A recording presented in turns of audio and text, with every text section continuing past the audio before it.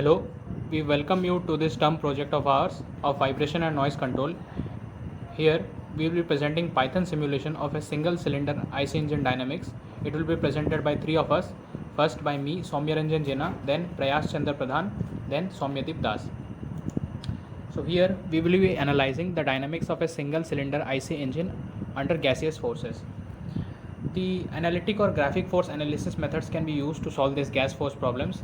The advantage of analytic methods is that it can be programmed for automatic computation throughout cycle. But for graphic technique, it must be repeated for each crank posture until a complete cycle of operation, which is 720 degree, is completed. Here we are assuming the moving parts of the engine are massless, so gravity, inertia forces, torques are zero. Also assuming the effects of friction as zero. So these allow us to trace the force effects of the gas pressure from piston to crankshaft without complication of other forces. The other forces except friction will be added later using superposition. The force of the connecting rod here acting onto the piston at the piston pin. Here we are representing the force polygon, which is shown as P F-14 and F-34, where P represents the gas force, F-14 represents the force from the cylinder wall acting against the piston, F-34 represents the force of the connecting rod acting on the piston.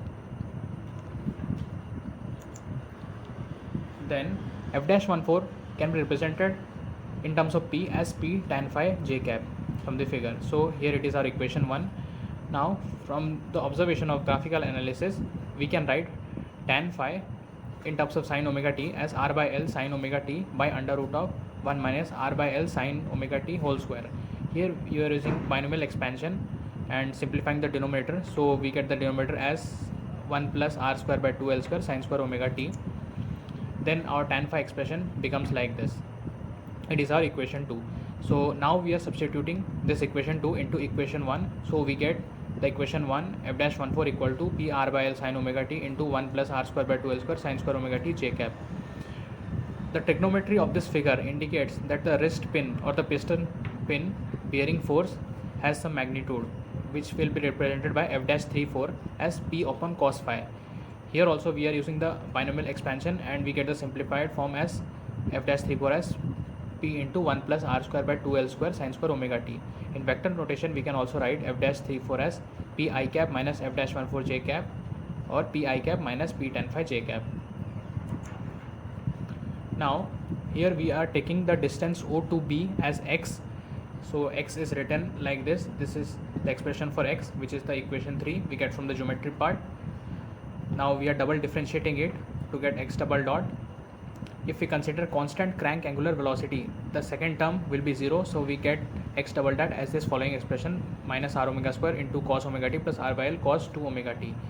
Now taking moments about the center, we find that the torque T-21, which is delivered to the crank to the shaft, is the product of the force F-14 and the coordinate piston x. So T-21 equal to F-14 x k cap. This is in the positive z direction. So we can write the T-21 as this big expression by expanding it, and here we are multiplying the terms. The second or higher order terms of r by L are ignored when multiplying the terms, and we get the final expression T-21 as PR sin omega t into 1 plus r by L cos omega t k cap. This is our final equation. So this expression is the torque delivered to the crankshaft by the gas force in the counterclockwise direction, which is positive.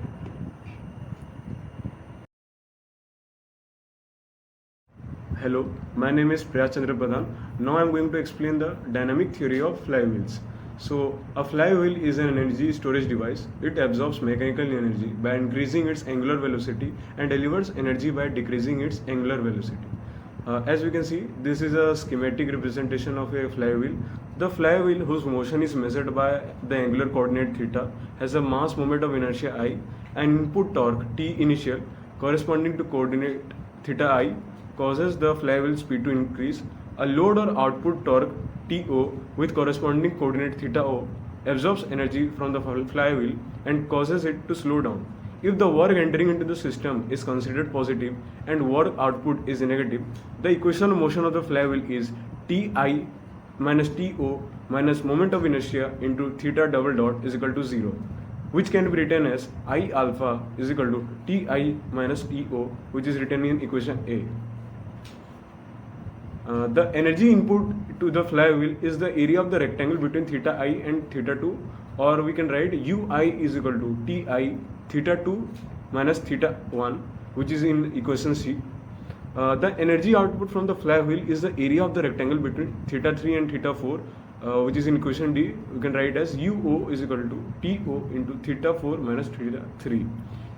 If UO is greater than UI, the load uses more energy than has been entered into the flywheel, and so omega 4 will be less than omega 1.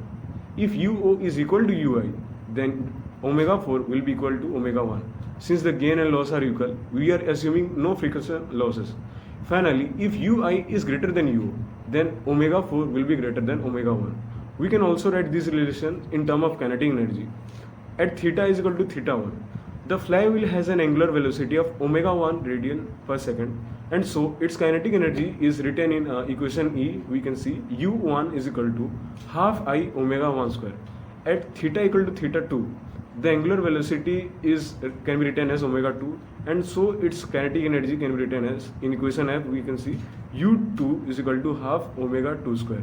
Therefore the total change in kinetic energy can be written as U2 minus U1, that is half I omega 2 square minus omega 1 square. Hello, my name is Soumyadeep. I will be explaining the Python code for the visual simulation of the dynamics of IC engine. So we define the length of the crank and connecting rod denoted by A and B respectively. Additionally, we specify the angular velocity of the crankshaft represented by alpha dot. With our parameters set, we move on to the heart of the code, the dynamics calculation. We have meticulously crafted methods to compute crucial aspects of the engine's motion. These calculations include determining the crankshaft and connecting the angles alpha and beta, as well as the position of the piston. And now let's bring our engine to life with animation. We have implemented two animation methods to visualize the mechanism dynamic. The first animation method showcases the motion of the crank, connecting rod and piston on the single plot, and the second animation plus method extends the visualization to include additional subplots tracking the piston's position and speed over time. To accomplish our animation, we have harnessed the power of matplotlib, a versatile plotting library in Python. With matplotlib, we can effortlessly update our plots at each frame, providing a clear and intuitive representation of the engine's behavior. Let's see our code in action. We will create an instance of our MyMechanism class with specific parameters such as crank and connecting rod length and angular velocity. Then we will initiate the animation to witness the intricate simulation of the engine components. Lastly, we have customized our plot to enhance readability and comprehension. Each plot is adorned with labels, titles, legends, and appropriate axis limits, ensuring the visualization effectively conveys the dynamics of engine mechanism. In conclusion, our code offers a comprehensive tool for visualizing and understanding the dynamics of internal combustion engine. By animating the motion of key component, we can gain invaluable insights into their operation and behavior over time, paving the way for more efficient and optimized engine designs.